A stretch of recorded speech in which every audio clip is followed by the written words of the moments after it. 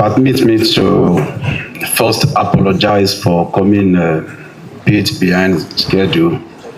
I'll prepare my right here since about to be here around 10 a.m. But unfortunately, you know the very unpredictable nature of my mandate. So that was an emergency call I needed to attend to. So please accept my apologies. Also permit me to respectfully and honorably recognize all the extremely very important personalities here this morning. If I should start mentioning names, I will be observing the protocol for the next 1 hour. So just permit me to follow the precedent that has been established.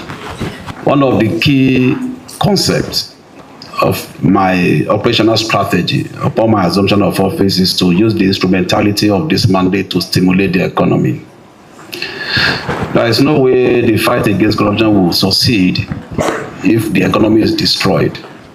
So we review quite a number of our processes to ensuring that we encourage investors like you, we encourage developers like you, by always telling you to do the right thing. Let's get it right. Real estate is one of those key areas we are looking up to for the rapid development of our economy. Of course, you are aware of the shortage in the housing in Nigeria, probably between 15 and 20 million. And if we have to catch up with that, or we have to take care of that lacuna, it is really important to encourage people like you. 3 things I'm going to leave you with this morning before I take my leave. Number 1, let us always play by the rules if you want our business to succeed. The trend I've noticed in Nigeria in the area of real estate development and business is that a lot of people just go into it, don't know absolutely close to nothing about it. Everybody goes into real estate. The moment you are able to have access to small money, 100, 200 million, buy land, build house, and sell.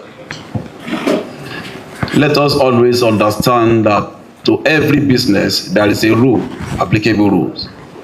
And it's extremely in the interest of the stakeholders that the rules should be followed. The difference between our country and other developed countries where things work is just our compliance with rules. That's what we are lacking here. And when you see some of the people who have succeeded in business in this part of the world, you discover that they follow the rules. May not be 100%, but they try as much as possible to do the right thing. First thing I'm going to encourage you to do, by virtue of the empirical evidence we have gathered and some of the things we have seen, statistics and our reports, we discover that the issue of money laundering is very rampant among estate developers, extremely rampant, and also the stakeholders in the industry. You have a property that is going for 350 million or 3.5 billion, as it were, an average duplex in Metama or Asokoro. And you see a civil servant of the level of a deputy director in a ministry, department or agencies. Of course, you know he's the owner of the property. Maybe he uses his lawyer to buy the property. They approached you. Somebody is ready to pay 3.5 billion for the property. As a developer, the first thing that must come to your mind is you have to do the KYC. Even the law does not make it mandatory for you. Has not made it mandatory for you to do. In the interest of your business and for the survival of your business, do it. It doesn't cost you anything. At the press of a button on the public social media, public space, you can get basic information about virtually almost everybody in Nigeria. And that's the truth. That is very lacking in the business. The need for you to do KYC. And the problem you don't do it, why you don't do it, is because you feel you will scare your potential customers or prospective customers. Don't forget the legal principle of accessory before and after the fact. So if somebody steals money and uses it to buy property from you, and we trace that money to you, we will recover it from you. Yes. Yes. We will recover it. Because you can't sit on process of crime The moment we establish it and we prove it to you that this money was stolen, we will follow it, trace the money, recover it. So you go after the person who has bought property from you to take your property back. But that money will take back from you. So please note that in the interest of your business. I took this up when in the last NBA conference, the need for lawyers to do the KYC. I'm a lawyer myself. We drag it back and forth, and eventually we agreed that there's need for us to do it. So we are back to the table. And incidentally, just yesterday, the delegate from FATF came to Nigeria. Those who attended to them are also in this room. And very soon, hopefully, we'll be getting off the grey list. And these are the things that we need to prove. We are not, I told them, we are not just going to do it because we want to satisfy the FATF conditions or terms. We are doing it in the interest of our own system. See, there is no way your business will survive if you don't do these basic things. Somebody just told us now, the price of import, you know who owns what. Where things work, in the clients where things work. So why is our own different? Why? Now the beneficial ownership principle that have been put in place, I wouldn't know, is the Corporate Affairs Commission, are they here? Did you invite them? Yes. So the operationalization of beneficial ownership register, please, we need to work on it. And that's what we are talking about. Now, even if you are using a trustee or an agent to manage your real estate business, what we are saying, ultimately, who is the owner of that property? So it has to be there. Now the whole thing is so vague, it's so opaque in Nigeria. But with the operationalization of that, we'll be able to determine who owns what. And the KYC will be easy for us to do. Secondly, the racket that has been going on at FCDA, I want to really commend the effort that has been put in place in recent time in the FCDA. Now they have improved on their processes and all of that.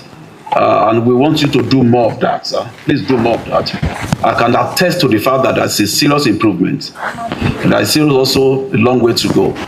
You are aware that we are in court with quite a number of staff of AGs and FCDA. We had cause to prosecute quite a number of them who are complicit. Some of this, as a matter of fact, we have an office, a section domicile in that FCDA, our land and property fraud section is domiciled there. And we have had cause to arrest quite a number of their staff to prosecute them. We are in court with them because they do racket. They are, they syndicate with some of these people who are fraudsters in the industry. So we also want to encourage AGs to do more, FCDA to do more. We want to see more transparency in your processes. We have had reasons where we have 3 RFOs on one property, and those the entire 3 emanated from their record. I should be wondering who owns what. Do we have to get to this level? So it's a major challenge for us, but because of the improvement we have seen, they are not there yet.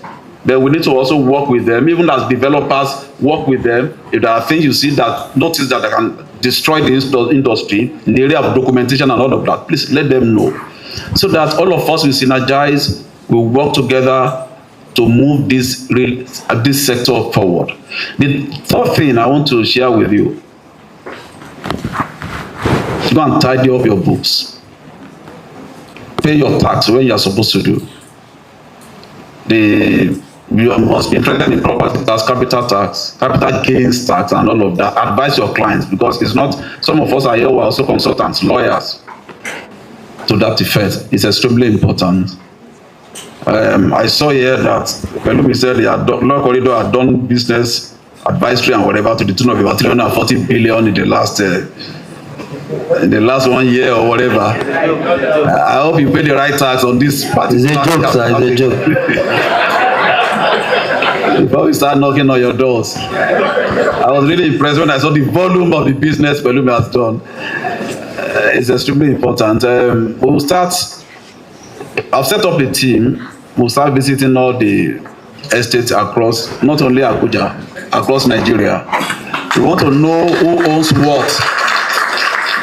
It will shock you that some of these estates have been abandoned for 20 years, 10 years. They just take it to a level and they abandon it. Nobody knows what's going on. And you know, the little thing, what we have been able to gather is that most of these estates were funded by civil servants who have stolen money. So the moment they leave public service, the money is no longer coming. So they abandon the estate. So the developer is not looking for investors, you know, to support them to complete the project. That's one of the things we have discovered in some of these abandoned estates. And we have taken the pain to move against some of those estates. In the recent time, we have had cause to file for forfeiture for about 15 of them. We have got interim. Now, I'm very sure some of you sitting in this room, you are probably some of those estates belong to you. So very soon we're expecting us to meet you in court. Because there's no way we'll develop the sector if we should continue with that attitude. Get something to a level. I know some of you, you have your genuine source of capital. But again, we look at it too. The system has to help you. The system has to encourage you. I've taken it up with the bankers. There is no one who will go to the commercial bank in Nigeria and borrow money and invest in real estate and you will make profit. It takes time. Sometimes you are on a project for 5 years and you have gone to a bank to take a loan at the rate of 18%, 20%, if not 25, if not 30. Elvis, you are here. You are one of the people who borrowing and giving loan by 40%. So how do you survive? How do you survive? I think that's why some people go to the market their properties even on paper before they even get the land. Yes, sir. So you structure it, but at the same time, there is always a problem along the line if you are not careful. So I know you have a challenge in the area of sourcing capital and all of that, but at the same time, don't bite more than you can chew. I don't know. Start with what you can handle. Don't let anybody hide under you and do money laundering. We're going to expose you, we're going to fish you out and bust the racket. Because we have gotten to a stage in Nigeria where all of us, we have to synergize, we have to collaborate. The government will play its part, private sector will play their own part, and for this country to move forward. It is my desire that by the time you're having another round of this engagement, we'll have better news to share. And I want to see you succeed, but please do the right thing. You have access to EFCC. Anytime you're having challenges, come to us. Our doors are open. We'll be able to work with you, align with you. Some of you don't like coming because you must have flouted the law one way or the other. Maybe rest assured, we are not just looking for your business to go under. Our job is to make you succeed. Trust me, that's our work. That's my work. As an anti-corruption czar, that's my work. Because when you succeed, it makes my job easier. You employ more people, isn't it? More Nigerians get job, they can sustain themselves, and you know the propensity for them to commit financial crime will be reduced. So invariably you are working, we are working together. So on this note, I want to congratulate Law Corridor and all the stakeholders here. I want to give you my assurance and my allegiance that we are ready to work with you. Those of you who are doing genuine business, and those who set up their business to scam people, we are ready to bring you down without any apology. Thank you very much and have a wonderful celebration. God bless you.